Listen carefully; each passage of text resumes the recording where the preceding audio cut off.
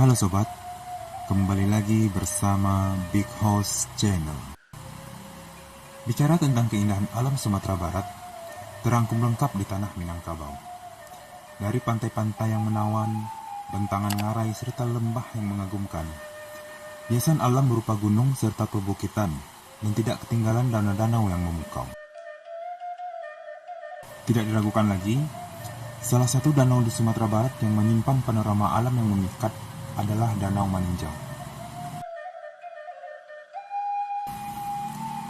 Danau Maninjau merupakan sebuah danau vulkanik yang berada tepat di jantung Kabupaten Agam, Sumatera Barat. Danau ini membentang seluas 100 km persegi dengan kedalaman rata-rata 105 meter. Nah, di balik keindahan alam dan panoramanya, danau ini ternyata ada cerita rakyat yang sangat melegenda tentang asal-usul danau ini.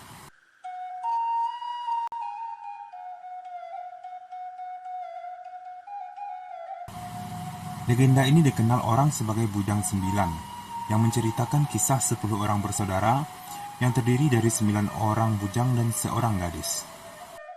Kisah ini bermula dari sebuah perkampungan yang terletak di kaki Gunung Tinjau. Di sana hiduplah satu keluarga yang terdiri dari 10 orang bersaudara, yang sudah tidak memiliki orang tua. Ke-10 bersaudara tersebut bernama Kukuban, Kudun, Bayu, Malintang, Galapuang, Balok, Batang, Bayang, dan Kacir. Sementara adik mereka yang paling bungsu seorang perempuan yang bernama Siti Rasani yang akrab dipanggil Sani. Sejak ditinggal oleh orang tua, mereka dididik dan dibimbing oleh paman mereka yang bernama Datuk Limbatang. Dalam sistem kekerabatan dan adat Minangkabau, paman ini memiliki peran penting untuk mendidik dan mengawasi keponakannya. Datuk Limbatang adalah seorang mamak di kampung itu, atau bisa diartikan sebagai seorang tokoh masyarakat di sana. Datuk Limbatang mempunyai seorang putra yang bernama Giran. Sebagai mamak, Datuk Limbatang memiliki tanggung jawab yang besar untuk memperhatikan kehidupan warganya dan termasuk ke-10 keponakannya. Untuk itu, setiap 2 kali sehari dia berkunjung ke rumah Kukuban bersaudara untuk mengajari mereka keterampilan bertani dan tata cara adat daerah itu. Tak jarang pula, istri dan anaknya ikut serta bersamanya. Suatu ketika, Datuk Limbatang mengajak anak dan istrinya berkunjung ke rumah Bujang Sembilan. Secara tidak sengaja, Sani saling berpandangan dengan Giran. Berawal dari sinilah kedua pemuda-pemudi itu saling menaruh hati. Singkat cerita, Giran pun mengajak Sani untuk bertemu di sebuah ladang di pinggir sungai. Dengan hati berdebar, Giran pun mengungkapkan perasaannya kepada Sani. Bak gayung bersambut, Sani pun mengiyakan dan menerima cintanya Giran. Pada mulanya, keduanya berniat untuk menyembunyikan hubungan ini. Namun, karena khawatir akan timbulnya fitnah, akhirnya mereka berterus terang pada keluarga mereka masing-masing. Mendengar hal itu, keluarga Giran dan Sani merasa senang dan bahagia, karena hal tersebut dapat lebih mempererat hubungan keluarga mereka.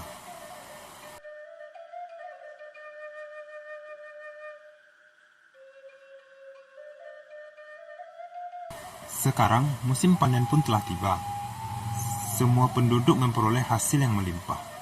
Untuk merayakan itu, para pemuda adat dan seluruh penduduk bersepakat untuk mengadakan perhelatan, yaitu ketangkasan bermain silat. Seluruh pemuda di kampung itu mendaftarkan diri termasuk Kukuban dan Giran. Singkatnya, perhelatan itu pun dilaksanakan. Dalam pertarungan ini, Kukuban dan Giran belum menemukan lawan yang sepadan. Hingga tibalah masanya mereka berdua bertemu dalam perhelatan ini. Maka terjadilah pertarungan sengit antara Giran dan Kukuban. Mulanya Giran melakukan serangan bertubi-tubi ke arah Kukuban, tetapi semua serangannya mampu diatasi oleh Kukuban. Beberapa saat kemudian, keadaan jadi terbalik. Giliran Kukuban yang menyerang Giran habis-habisan. Giran pun terdesak dan kesulitan menghindari serangan itu. Sehingga pada satu situasi Kukuban melancarkan tendangan keras ke arah Giran. Giran yang tidak lagi mampu menghindarinya akhirnya terpaksa menangkis serangan itu dengan kedua tangannya. Kukuban pun menjerit dan langsung terjatuh ke tanah. Ternyata tangkisan Giran itu membuat kaki Kukuban patah, dan Giran dinyatakan sebagai pemenang dalam perhelatan ini. Sejak kejadian itu, Kukuban merasa kesal dan menyimpan dendam kepada Giran. Beberapa bulan kemudian, dendam yang dipendam selama ini akhirnya terungkap juga.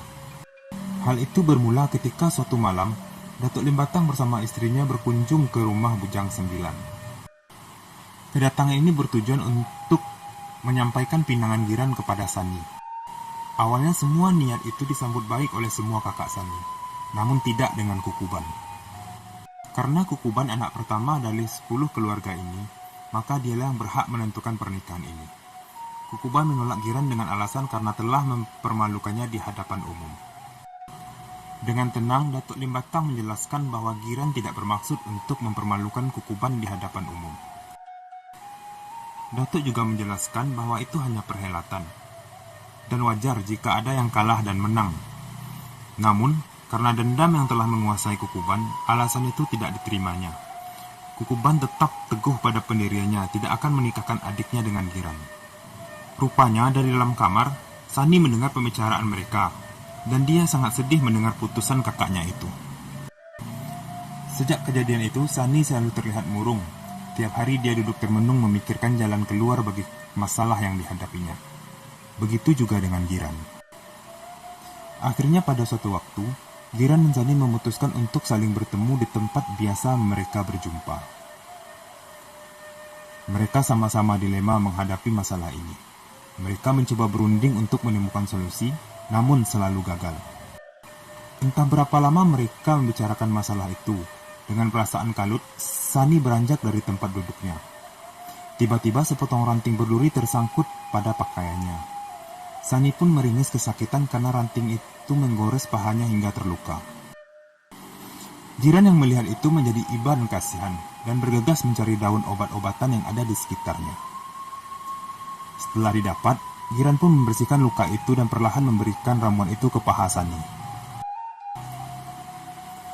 Pada saat Giran memberikan obat, puluhan orang keluar dari balik pepohonan dan segera mengurung keduanya. Mereka adalah Bujang 9 dan beberapa warga lainnya. Giran dan Sani pun dibawa ke sidang adat karena telah dianggap melakukan hal yang tidak pantas. Walaupun Giran dan Sani telah memberikan pembelaan, namun pembelaan mereka tetap tidak diterima dan mereka harus mempertanggungjawabkan perbuatan mereka karena telah dianggap membuat sial di kampung itu. Setelah diputuskan di sidang adat, mereka berdua harus dibuang ke kawah Gunung Tinjau agar kampung tersebut terhindar dari malapetaka. Hari eksekusi pun tiba. Giran dan Sani pun diarak menuju puncak Gunung Tinjau dengan tangan terikat. Sebelum mereka dibuang dalam kawah, mereka diberi kesempatan untuk berbicara. Giran dengan lantang mengatakan bahwa, "Ketahuilah kami tidak melakukan perbuatan terlarang apapun." Setelah itu Giran berdoa dengan mengatakan, jika benar mereka bersalah, dia dan Sani rela hancur dalam kawah yang panas ini. Akan tetapi, jika mereka benar, Giran berdoa hancurkanlah gunung ini dan kutuk Bujang 9 menjadi ikan. Usai memanjatkan doa, Giran dan Sani pun dilemparkan ke dalam kawah. Orang-orang yang menyaksikan itu diliputi rasa cemas dan tegang. Mereka takut jika benar Giran dan Sani tidak bersalah, maka gunung dan tempat tinggal mereka akan hancur dan semuanya akan binasa. Benar adanya, tidak lama setelah Giran dan Sani dilempar dalam kawah, gunung itu tiba-tiba bergetar, diikuti dengan semburan lahar dari dalam kawah tersebut. Lahar panas itu mengalir deras menuju perkampungan dan menghancurkan semua yang dilewatinya. Konon, letusan Gunung Tinjau ini menyisakan kawah yang luas, dan lama-kelamaan berubah menjadi danau. Nah, oleh masyarakat sekitar, nama gunung tersebut diabadikan menjadi nama danau, yang hingga sekarang kita kenal dengan Danau Maninjau. Sementara, Nama-nama tokoh yang terlibat diabadikan menjadi nama-nama nagari di sekitar Danau Maninjau ini, seperti Tanjung Sani, Bayu, Koto Malintang, Koto Kaciak, Kukuban, dan Sungai Batang. Oke Sobat Big House, sekian dulu video kali ini. Jika kalian suka dengan video ini, silahkan like, bagikan ke teman-teman kalian, dan berikan saran di kolom komentar.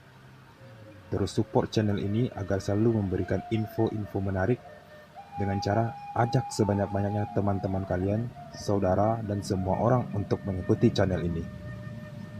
Dengan menekan tombol subscribe dan nyalakan loncengnya agar kalian tidak ketinggalan setiap kami memberikan info-info menarik lainnya.